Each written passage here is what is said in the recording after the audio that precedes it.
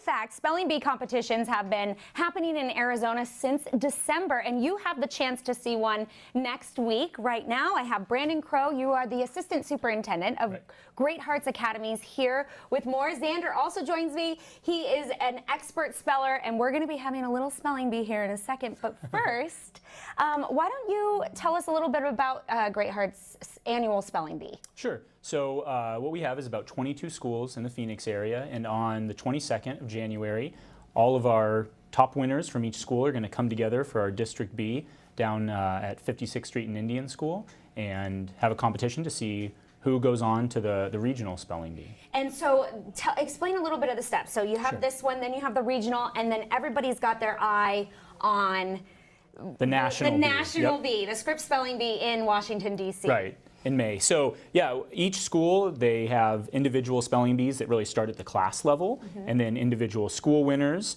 then move on to our district bee, and that's the one that's coming up.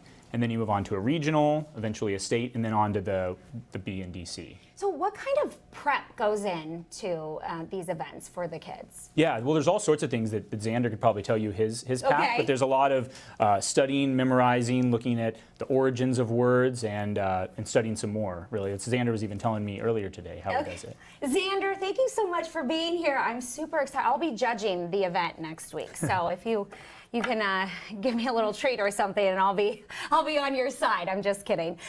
Okay, so tell me a little bit about your study practices. Well, I use spelling tips. Yeah. Like, say you have interrupt, you remember a word like interruption, and then that helps you with interrupt, since they both have double consonants of R. Wow, that's a great tip. And you are in the 6th grade. Yes. And then how often do you study every day? Well, maybe an hour to 2 hours every day. Okay, and how confident do you feel going into next week? Very confident. You do?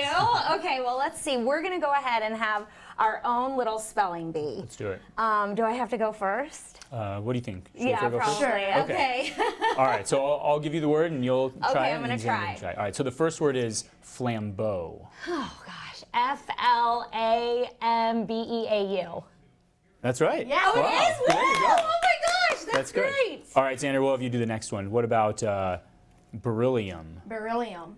B-E-R-Y-L-L-I-U-M. Beryllium. Is that right? Oh, no. It's right, yeah. Is it? Oh, my gosh, awesome. Do you have one more? Let's see. Let me think of one. Think of one? Okay, what about disrespect? That's her word. That's your word, Oh, yeah, sorry. fine. That's right.